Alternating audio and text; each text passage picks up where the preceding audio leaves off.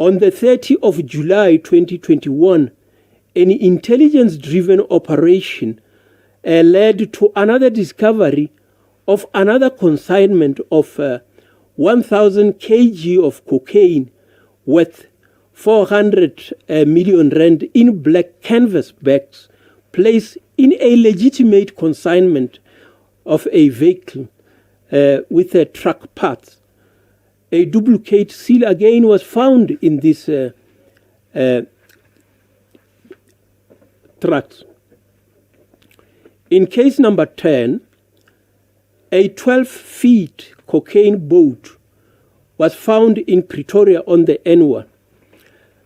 In June 2021, the SANAP investigators intercepted a vehicle that was towing a 12-feet boat on the N1 next to Pretoria.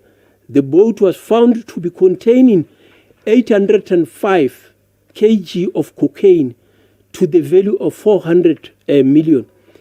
8 suspects have since been arrested, and the 9th one, Ahmed Issa, who's also an international fugitive, escaped us in Cape Town, and we missed him again in KZN, where he is pretending to have been kidnapped. There is no kidnapping. He must just hand himself over. He is playing the same game as Sam Shengu Chabalala, who was released on bail after trying to corrupt an incorruptible hawk in Mpumalanga. Mshengu claimed to have been swallowed by a crocodile. There is no crocodile that swallowed him. He should just also hand himself to the DPCI. The drugs case is remanded to the 3rd of October 2020 for the 7 accused. One accused has since been convicted. Investigation with the assistance of various law enforcement agencies continue to target more suspects that are linked on an international front. In case number 11, the Ireton cocaine, on the 9th of July 2021, an intelligence-driven operation contacted on a container that was destined to transport items from Durban to Johannesburg led to the arrest of 6 suspects, including 2 police officials and a traffic official. A duplicate seal was also again found with the suspect. 715 kgs of cocaine to the value of 286 million were also seized. In case number 12, cocaine destined for Cape markets. On the 4th of August 2022, the SANAP, together with crime intelligence gathering, arrested 3 suspects, Ibrahim Kara, Mishak Ngobisi, and Elias Radebe in the Western Cape for trafficking 675 kg of cocaine to the value of 403 million rands. The accused appeared in Athlone Magistrate Court on the 8th of August and the 15th of August 2022.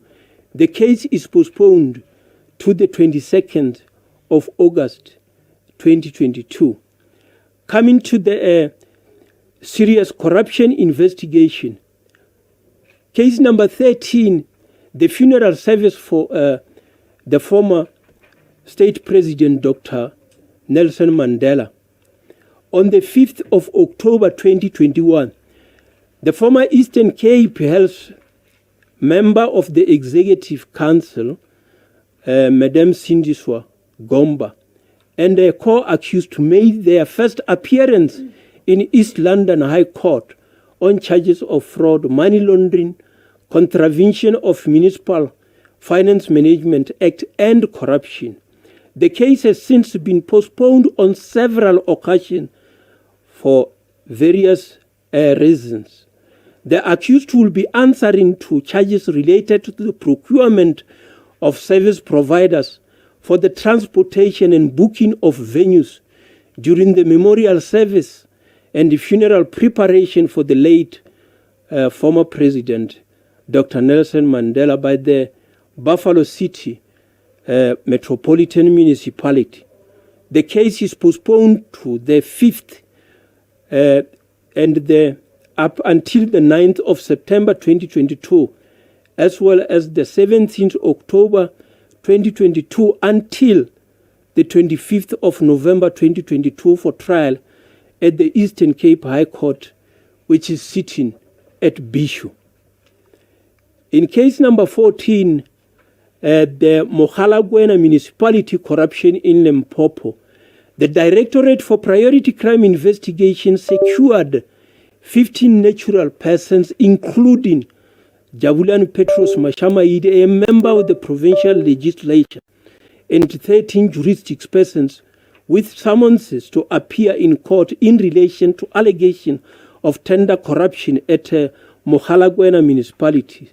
The suspects received gratification from the service providers and that other companies were paid money for services that were not rendered. The accused included the former mayor, other senior officials and company directors. The case is coming before the Bologwane Specialized Commercial Crime Court on the 7th of October 2022 for pre-trial conference. In the space of the anti-corruption task team cases, in strengthening the fight against corruption, the anti-corruption task team ACTT has been revitalized to fast-track criminal investigation, prosecution, and assets recovery. There are cases that have been selected, prioritized, and are being monitored on a continuous basis. For example, as I have indicated, we categorize them in terms of top 100, top 33, and top 10, of which the results are overwhelming. Over the period 2019 to 2022 financial years, a total of 554 suspects were arrested, while 142 accused persons were convicted for corruption-related offences. Some of the cases on the anti-corruption task team include the following. Case number 15, the arms deal. Part of the arms deal case is currently postponed in KwaZulu-Natal High Court, which is sitting at Pietermaritzburg, to the 17th of October 2022, and probably the 7th November 2022, depending on the outcome of other applications that are serving through other high courts. Case number 16, Recon Community Project. The allegations regarding this matter relate to the superior quality trading as Recon Community Projects. During the investigation of Estina Dairy Farm, it was discovered that there were irregularities in the financial flow analysis of a bank account. In June 2014, Recon entered into an agreement with the Free State Department of Agriculture and Rural Development to implement some project on behalf of the department. So, based on that, 244 million was involved. The former CFO of the Free State Department of Agriculture, Madam Sylvia Dlamini, and the former head of the department, Mr. Peter Tabete, and others have been arrested, and they are facing 54 counts of fraud, theft and corruption, money laundering, forgery and uttering. The AFU has already attached the assets to the value of 249 million rands and the criminal trial is set to take place from the 11th of April 2023 until the 4th of May 2023 at the Free State High Court, which is sitting in Bloemfontein. With regard to the PPE COVID-19 Relief Fund cases, when COVID-19 was declared a pandemic by the President, the government provided some financial relief to cushion the impact. Some greedy criminals developed some means to steal these funds. The Anti-Corruption Task Team, which also sits as the operational committee, as legislated in terms of Section 17J of the South African Police Service Act, assigned the Fusion Center in the Financial Intelligence Center to coordinate the fight against the looters. The DPCI formed part of this process. Since then, 143 accused persons have been secured in various courts on 55 cases. 33 cases have already been finalized with 31 convictions and 2 acquittals. This makes the conviction rate to be 94%. The following are some of the cases relating to COVID-19. Case number 17. 5 suspects arrested for COVID-19 UIF. On the 1st of July 2020, 5 suspects, including Tseban Howard Pohole, were arrested in an operation by the Gauteng Serious Corruption Investigation of the DPCI. This follows an intensive investigation into a case registered at Brooklyn SAPS relating to 58 counts of fraud, theft and money laundering involving 5.6 million of unemployment insurance fund, COVID-19, also called as the Temporary Employment Relief Schemes, TERS. The suspects were traced in various places in Soshanguve, Atteridgeville and Mamelodi. The 5 vehicles were also, including the Range Rover, were also recovered, which are the proceeds of the crime. The accused persons have been found guilty and they were sentenced on the 17th of May 2022. In case number 18, Malamulela couple arrested for relief funds. Between April and August 2020, the director of Mtiti Drop-In Center allegedly claimed 3.2 million of COVID social relief funds from the UIF on behalf of 242 former Malamulele-based Extended Public Works Program workers. However, the contract of the workers were terminated before the country's lockdown was declared by the state president. The claimed funds never reached the pockets of the former employees. Subsequently, the HAWKS Serious Corruption Investigation in Limpopo arrested the company director, Madam Doris Mashimbi, together with her husband, Mr. William Khosa. The case is remanded to the 3rd of November 2022 for plea. The Serious Commercial Crime Investigation of the DPCI.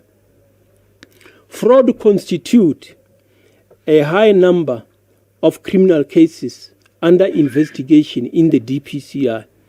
In a financial year, starting from 2018-2019 up to 2021-2022, 1,655 suspects were arrested, while 605 were convicted for commercial-related offences. Some of these successes include the following. In case number 19, 86 million of customs and excess conduct. On the 11th of September 2018, an individual was traveling from South Africa to Hong Kong when she was caught by the customs officials at OR Tambo International Airport carrying a sport bag with cash to the value of 86.90 million rands. The suspect has already boarded at the time, and she had to be taken alight from the flight by the South African Revenue Service official. The money seized was preserved, and obviously they have to deal with that as the instrumentality. So the accused was convicted and fined 200,000 or 24 months imprisonment, and further 24 months imprisonment suspended for 3 years on certain conditions. In case number 20, trade venture investment Ponzi scheme, the suspects, Mosawenkosi Wilson Gazu and Fakazile Sweetness Mazibuko, operated a Ponzi scheme under the name of Trade for Life. They would accept deposit from the general public acting as a bank. Once monies were no longer being generated, they changed the company to Trade Venture Investment and continued accepting a deposit from the public. There were a total of 6,024 deposits that were made to the estimated value of 64 million rands.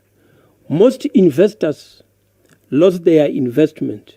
The pair were arrested in 2014 and both were found guilty in February 2019 on all 6,024 counts and were sentenced to 15 years imprisonment plus any additional 15 years which will run concurrently. In case number 21, the land bank fraud, a grant of 6 million was paid to an entity on the verbal instruction of the CEO of Land Bank, and the correct procedures were not followed in approving this grant. 3 men, which are the former Land Bank CEO, Philemon Mutlatlane, Ruben Mutlaloga, and which is a former member of parliament, and Dinga Nkwashu, a lawyer, were arrested during October 2012. This followed relentless investigation that revealed that they had formed a common purpose to defraud the Agri-BEE Fund Land Bank, of which is a government project. The BEE agriculture project was meant to benefit emerging farmers and to assist previously disadvantaged farmers. All 3 accused were found guilty and sentenced on the 14th of February 2019 as follows. Mutlatlane given 7 years imprisonment, Mutlaloga 20 years imprisonment, whereas Nkwashu was given 24 years imprisonment.